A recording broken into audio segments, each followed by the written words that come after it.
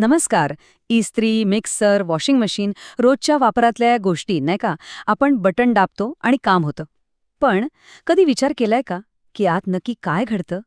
कोणती जादू आहे यामागे? चला तर आज आपण याच उपकरणांच्या आत डोकावून बघूया आणि त्यामागचं सोप्पं विज्ञान समजून घेऊया. खरं तर आपल्या घरातली जवळजवळ सगळीच उपकरणं फक्त दोनच गोष्टींवर चालतात. हो, फक्त दोन. एकतर ते उष्णता तयार करतात किंवा मग गती म्हणजे मोशन. उष्णता बनवण्यासाठी जूल हीटिंग नावाचं तत्व वापरलं जातं आणि गती निर्माण करण्यासाठी इलेक्ट्रोमॅग्नेटिझम आणि टॉर्क. एकदा का ह्या दोन गोष्टी डोक्यात बसल्या की बाकी सगळं अगदी सोपं होऊन जातं. चला तर मग सुरुवात करूया आपल्या पहिल्या भागापासून, उष्णतेची शक्ती. इस्त्री, वॉटर हीटर हे सगळं कसं काम करतं, त्यामागचं विज्ञान काय आहे, तेच आपण आता पाहणार आहोत. तर हे जूल हीटिंग म्हणजे नेमकं काय आहे? सोप्या भाषेत सांगायचं तर जेव्हा वीज एखाद्या तारेतून जाते आणि तिला थोडा अडथळा म्हणजेच रेझिस्टन्स येतो, तेव्हा ती तार तापते. बस, इतका साधा नियम आहे आणि याच नियमावर आपली इस्त्री आणि हीटर चालतात. आता बघा, याचं एक अगदी उत्तम उदाहरण म्हणजे आपली रोजच्या वापरातली इस्त्री. आतमध्ये पाहिलं तर एक हीटिंग एलिमेंट दिसेल. हाच तो भाग आहे जो जूल हीटिंगच्या तत्वावर गरम होतो. पण मग इस्त्री प्रमाणापेक्षा जास्त गरम का होत नाही? कपडे का जळत नाहीत? कारण त्यात एक हुशार गोष्ट असते. त्याला म्हणतात बाय मेटल थर्मोस्टॅट. हाच तापमानावर नियंत्रण ठेवतो. आणि हा थर्मोस्टॅट काम कसा करतो हे तर कमाल आहे. बघा, ह्या दोन वेगवेगळ्या धातूंच्या पट्ट्या एकत्र चिकटवलेल्या असतात. आता गरम झाल्यावर प्रत्येक धातू वेगळ्या प्रमाणात प्रसरण पावतो. यामुळे काय होतं, ती पूर्ण पट्टी वाकते आणि विजेचं सर्किट तोडते. इस्त्री थंड व्हायला लागते. बघा, कोणतंही कॉम्प्युटर नाही, कोणतंही डिजिटल तंत्रज्ञान नाही, फक्त आणि फक्त शुद्ध भौतिकशास्त्र. आता वळूया वॉटर हीटर किंवा गीझरकडे. इथेही तेच जूल हीटिंगचं तत्व आहे, फक्त मोठ्या स्तरावर. आतमध्ये एक इमोशन रॉड असतो जो पाणी तापवतो. पण इथे ना सुरक्षा खूप जास्त महत्वाची आहे. कारण विचार करा, बंद टाकीत पाणी उकळलं तर वाफेचा किती प्रचंड दाब तयार होईल. हा दाब कमी करण्यासाठी एक प्रेशर रिलीज व्हॉल्व्ह असतो. आणि समजा थर्मोस्टॅट खराब झाला तरी टाकीचा स्फोट होऊ नये म्हणून एक फ्युजिबल प्लग असतो. तो जास्त तापमानावर वितळतो आणि सगळा दाब बाहेर सोडून देतो. आता उष्णता निर्माण करण्याची एक आधुनिक आणि थोडी जादुई पद्धत बघूया, इंडक्शन हीटर. याची गंमत अशी आहे की याची काचेसारखी दिसणारी सतह अजिबात गरम होत नाही, पण त्यावर ठेवलेलं लोखंडाचं भांडं मात्र लगेच गरम होतं. हे सगळं घडतं चुंबकीय क्षेत्रामुळे. म्हणूनच ते जास्त सुरक्षित आणि ऊर्जा वाचवणार आहे. मग हे काम करतं तरी कसं? सोप्पं आहे. आतमध्ये एक तांब्याची कॉईल असते. जेव्हा त्यातून वीज जाते तेव्हा एक चुंबकीय क्षेत्र तयार होतं. हे चुंबकीय क्षेत्र थेट भांड्याच्या तळाशी एडी करंट्स नावाचे छोटे छोटे विजेचे भवरे तयार करतं. आणि हेच भवरे भांड्याला आतून गरम करतात. म्हणजे बघा, कुठेही आग नाही, काही गरम होत नाही, फक्त विज्ञानाची कमाल. चला, उष्णतेबद्दल बरंच काही पाहिलं. आता वळूया दुसऱ्या महत्वाच्या गोष्टीकडे, गती. आपला दुसरा भाग आहे गतीची शक्ती. मिक्सर, वॉशिंग मशीन या सगळ्यांमध्ये वीज वापरून फिरण्याची ताकद म्हणजे टॉर्क कशी तयार होते ते आता आपण समजून घेऊया. मोटरवर चालणाऱ्या प्रत्येक उपकरणामागे एकच सूत्र आहे, इलेक्ट्रोमॅग्नेटिझम. म्हणजे काय? सोपं आहे. आपण लहानपणी चुंबकाशी खेळलोय ना, एक चुंबक दुसऱ्याला ढकलतो किंवा ओढतो. मोटरमध्येही अगदी तेच होतं.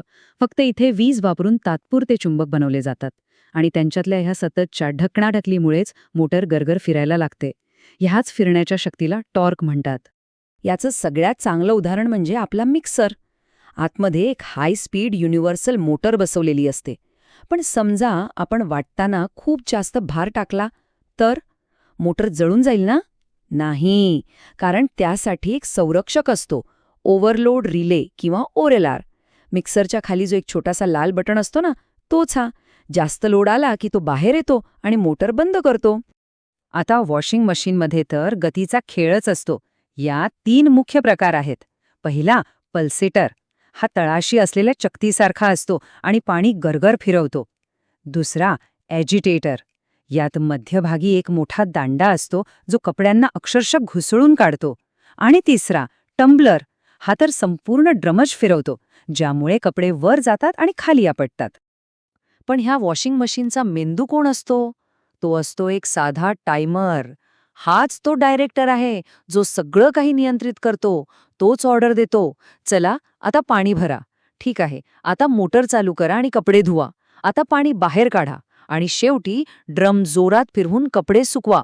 हे सगळं तो टायमरच ठरवतो.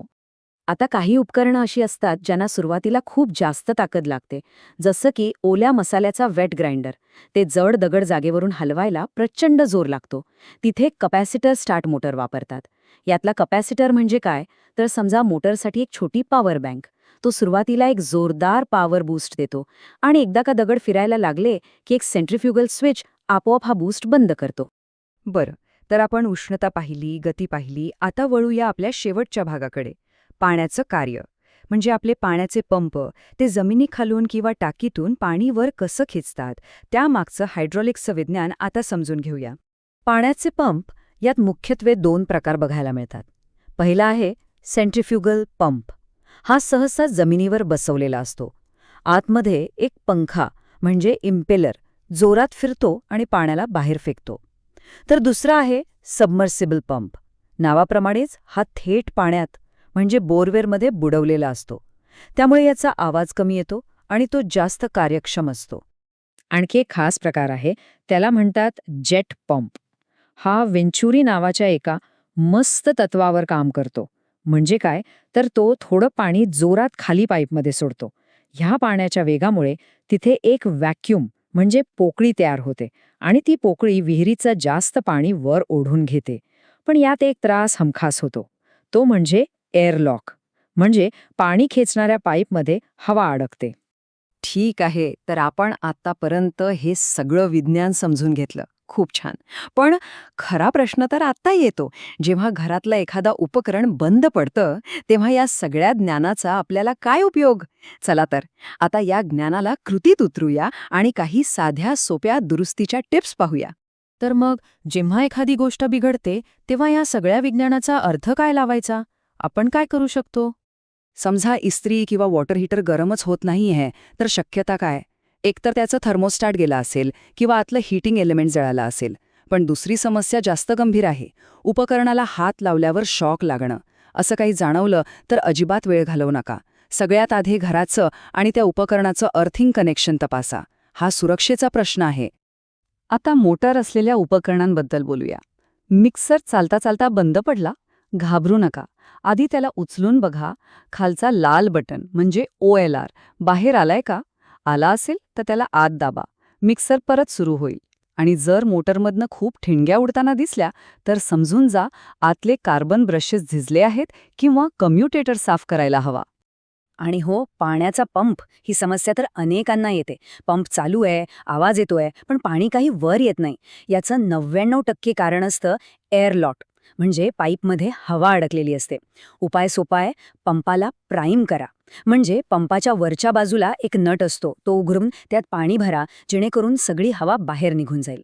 तर पुढच्या वेळी जेव्हा आपल्या घरातलं एखादं उपकरण बंद पडेल, तेव्हा त्याला एक तुटलेला डबा म्हणून बघू नका. त्याकडे एक प्रणाली म्हणून बघा, जी समजून घेता येते. कदाचित एक छोटीशीच गोष्ट असेल जी दुरुस्त करायची आहे. कारण आता आपल्याला माहीत आहे की प्रत्येक उपकरणाच्या आत काय दडलंय? विज्ञान. आणि ते समजून घेण्याची मजाच काही और आहे.